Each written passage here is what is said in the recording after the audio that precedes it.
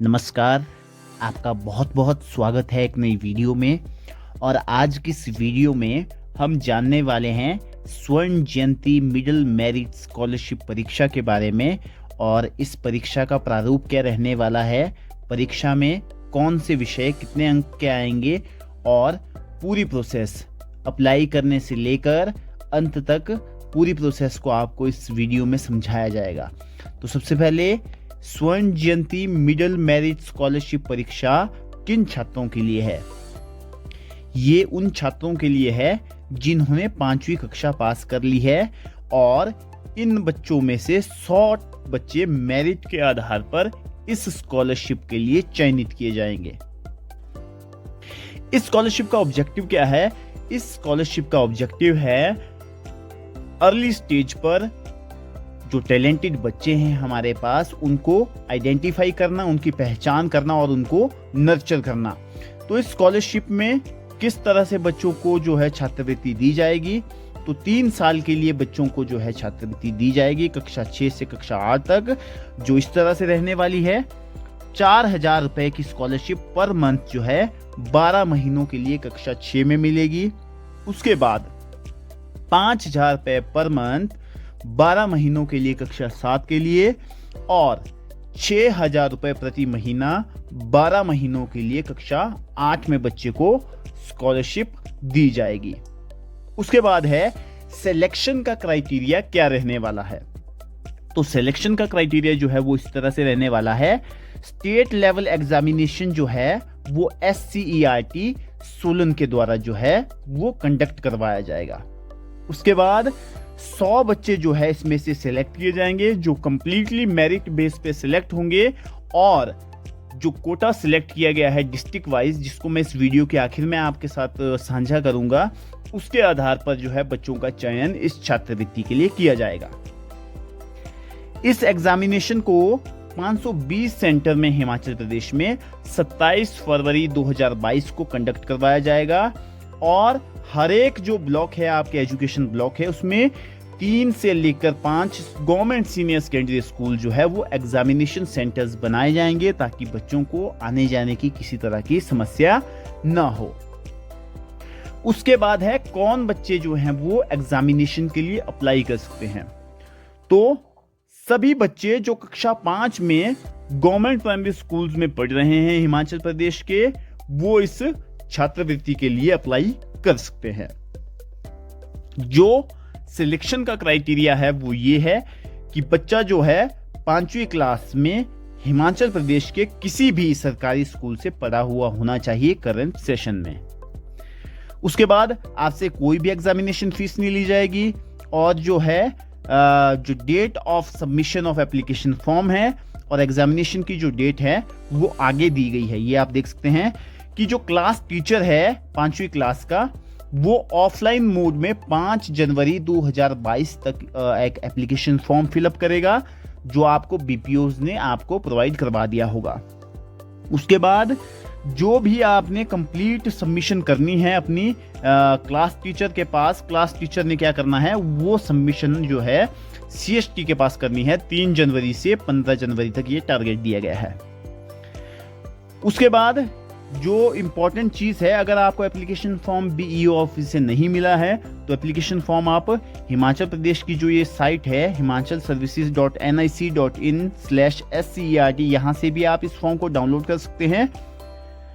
और उसके बाद जो CST का काम है वो क्या रहेगा, जो भी एप्लीकेशन फॉर्म उसके क्लस्टर स्कूल्स से, जो उसके क्लस्टर में स्कूल्स पढ़ते हैं वहां से प्राप्त हुए हैं, उन स्कूल्स का जो डाटा है वो 24 जनवरी 2022 तक एक ऑनलाइन पोर्टल में उसको अपलोड करना पड़ेगा CST को।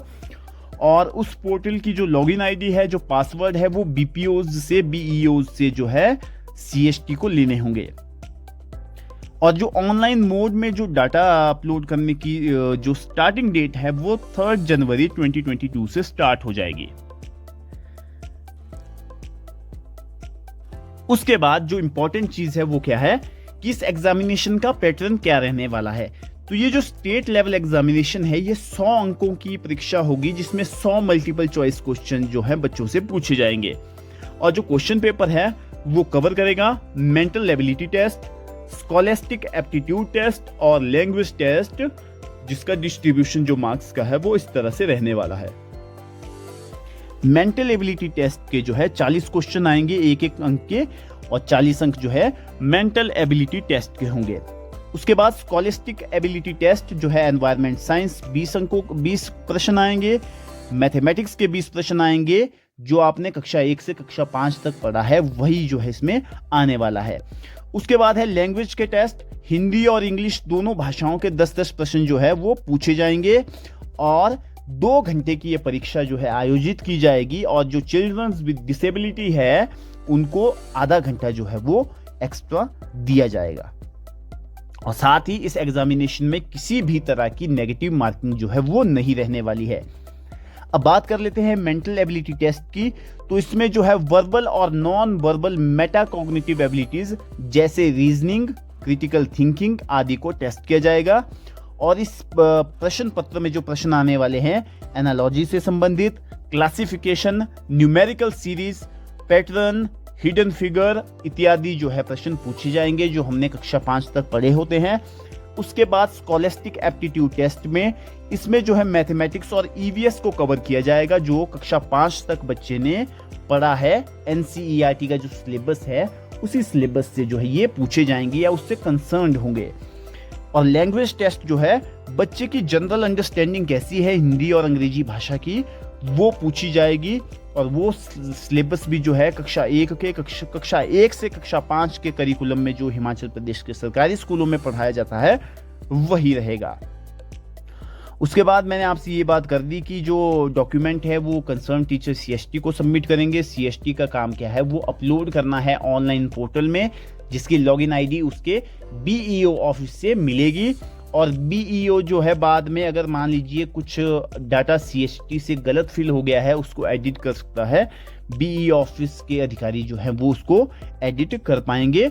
और बाद में सीएसटी का ये काम रहने वाला है कि जैसे ही एससीईआरटी द्वारा एडमिट कार्ड अपलोड किए जाएंगे तो उन अपलोडेड एडमिट कार्ड को जो प्रिंट आउट लेके जो है कंसर्न टीचर्स को स्कूल के दें। और टीचर का काम क्या रहेगा, उन एडमिट कार्ड को जिन जिन बच्चों के फॉर्म फिल किए गए हैं उन तक पहुंचाना।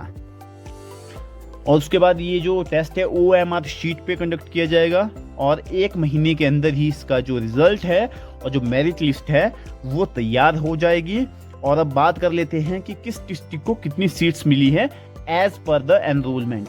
तो देखिए जो बिलासपुर है, बिलासपुर में 5 बच्चों को ये छात्रवृत्ति दी जाएगी, चंबा में 12, हमीरपुर में 5, कांगड़ा में 14, किन्नौर में 1, कुल्लू में 8, उसके बाद लाहौल स्पीति में 1, मंडी में 14, शिमला में 11, सिरमौर में 11, सोलन में 11 और ऊना में 7। कुल मिला के जो है 100 बच्चों को ये छात्रवृत्ति दी जाएगी। तो बहुत ही अच्छा मौका है सरकारी स्कूल के बच्चों के लिए अपनी प्रतिभा का प्रदर्शन करने के लिए, और इस स्कॉलरशिप में अपने आप को सिलेक्शन के लिए ये एक बहुत अच्छी अपॉर्चुनिटी है।